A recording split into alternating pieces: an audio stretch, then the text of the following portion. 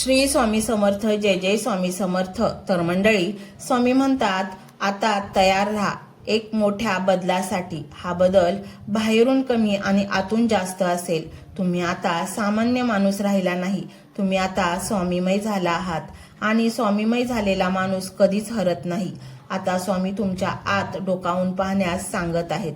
तुमच्या हृदयाचा जो कप्पा स्वामींसाठी राखून ठेवला आहे, तिथे अजूनही काही जुन्या आठवणींचे ढिगारे साचलेले आहेत. का हा कचरा म्हणजे जुन्या आठवणींचा त्रास, कुणीतरी केलेला अपमान, मनात भरून ठेवलेला राग आणि माझं काय चुकलं याची खंत. स्वामी म्हणतात बाळा, जिथे कचरा असतो तिथे मी बसत नाही. मला राहायला स्वच्छ आणि निर्मळ जागा लागते. त्यामुळे आजपासून एक नवीन शुद्धीकरण प्रक्रिया सुरू करा. ती म्हणजे माफ करणे. ज्यांनी तुम्हाला रडवलं, ज्यांनी तुमचा विश्वासघात केला, त्यांना मनातून माफ करून टाका.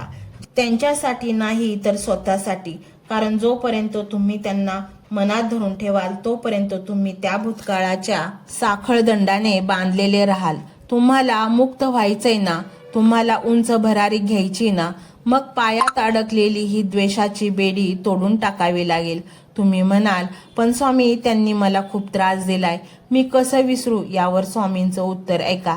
त्यांचा हिशोब करायला मी समर्थ आहे. तू न्यायाधीश बनू नकोस, तू फक्त साक्षीदार हो. ज्या क्षणी तुम्ही त्या माणसांना मनातून सोडून द्याल, त्या क्षणी तुमच्या हृदयाची जागा रिकामी होईल आणि त्या रिकाम्या जागी स्वामींचे पाय स्थिरावतील. आणि एकदा का स्वामी तिथे बसले की जगातील कोणत्याही दुःखाची ताकद नाही की ते तिथे प्रवेश करू शकेल.